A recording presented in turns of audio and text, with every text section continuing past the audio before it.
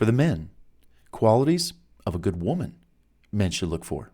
Now, ladies, if men exhibit all the qualities you just heard in the previous section on qualities of a good man women should look for, is it too much to ask that you provide those qualities men look for in a woman? Because in the long run, it's the only thing that will make love last. Do you exhibit some or all of the following traits men look for in a woman? Let's see. Number 1, and I just had a conversation with a gal yesterday, or today, I think. My days run together. About this very topic. It is, number 1, she chooses to be more feminine than masculine around her man. She's sweet, kind, and smiles. She's not scary or intimidating or mean. Trust me, I've seen scary, mean, and intimidating women. Yikes, run for the hills. They're single, alone, and good men want nothing to do with those kind of intimidating, mean, and scary women. Now, men aren't innocent either, and in many cases. For now, though, we're talking about women. So, ladies, choose to be more feminine than masculine around your man. Be sweet, kind, and smile. Number 2, she listens and feels free to share what's on her mind in a calm and loving manner when she's with her man because he encourages her to do so. Come here, honey. What's on your mind? It's eventually going to come out. You might as well tell me, as he says to her in a soft, confident, loving voice. Number 3, she avoids drama, doesn't bring it into her home or the relationship with her man. Men despise drama. We can't stand it. We don't want it around. And if you do bring drama, well, somebody's going to leave, and it could be the end of a relationship. So avoid drama of all kinds as much as you can. Number 4, she keeps secret what goes on and is said between her and her man. Talking behind her man's back is a no-no. If she struggles with him, sure, seek counsel with a good friend or family member, but return to discuss these things with him or leave him because he's not treating you right. Get out of there. Number 5, she does her best to stay fit, in shape, eats well, like he tries to do as well. As we know, couples can get too comfortable around each other after a while until each one's 20, 100 pounds overweight. Yikes. I mean, if they cook a lot at home and they eat a lot, it's good food. After a while, you're going to get fat. So just be mindful, stay in shape, do your best to eat well, etc. Number 6, how are her relationships with her friends and family? Are they wonderful? On the rocks? Toxic? Okay? Loving and respectful? And a side note, how is her family with you, the man? For example, does her family respect that as the man you are leading the relationship and they just can't always come and suck you into their weekend events and happenings, that you have your own life and they need to respect that? Because I've seen some family members of the female side encroach upon the relationship with their demands of, come with us, come be with us, we want to see you more. And that's all great. But at the same time, just check that out. Interesting. Number 7, she thinks of others, cares about them, shows concern, and doesn't always put the spotlight on herself 24/7. Yeah. Number 8, she's responsible, pays her own bills, is self-reliant, she's employable and skillful. Number 9, she doesn't proclaim or broadcast that she's strong, powerful, or independent. Those are so overused, cliche words that need to be dropped from everybody's vocabulary. And that she doesn't need a man. Yeah, whatever. Self-reliant is a better word than independent. Resilient, dedicated, determined, and disciplined are better words than strong.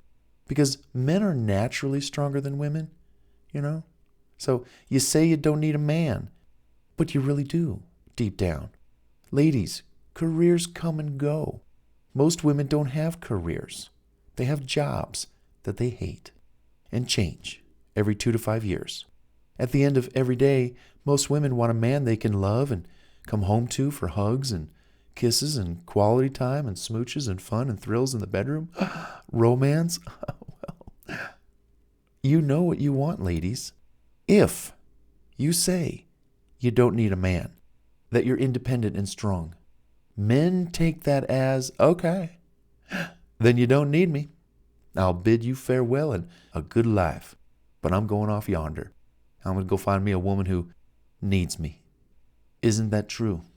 How has those phrases returned good fortune upon women in the love and romance department? You know, the government wants you, ladies, working full time, all the time, and pursuing careers and jobs so they can tax you. Keep that in mind. They want your money. Companies want you to have your own apartment, your own home, car, TV set, bedroom furniture, so they can sell you your own belongings. Double their profits. Sell to him and sell to you separately. If you live with a man, that means only one sale and not two of everything. Remember that too. You've been duped, ladies, into thinking you are those things when really your bodies aren't strong like men. You're not as independent as you think you are. If you want your man to support you, and you do need a man if you want to fall in love, make babies, have a family. Just take what I just said, a little grain of salt, and just think about it for a little bit. And the conversation I had with this gal was, Bart, a lot of women have bought into the lie that they need to be like a man to be in this world, to be able to attract a man, or, they've become like men. They've become hard. They've lost their femininity. They've lost their softness. So be careful, ladies, about this strong and powerful and independent talk. It's not natural to ladies to be talking like that. How would you like a man to be saying, I'm soft and I'm feminine and I'm in touch with my... No. Okay, sorry. That's another soapbox for another day. 10, she doesn't look outward and to others through her Instagram channel, for example, filled with booty pics and boob shots for acceptance, adoration, and approval. Instead, she's modest, dresses sexy, yet modestly. She doesn't drown her Instagram channel, for example, with endless photos of just her. On occasion, she does include a photo with her man to showcase her love for someone else besides herself. The love, approval, and adoration she seeks comes from her man and her man only.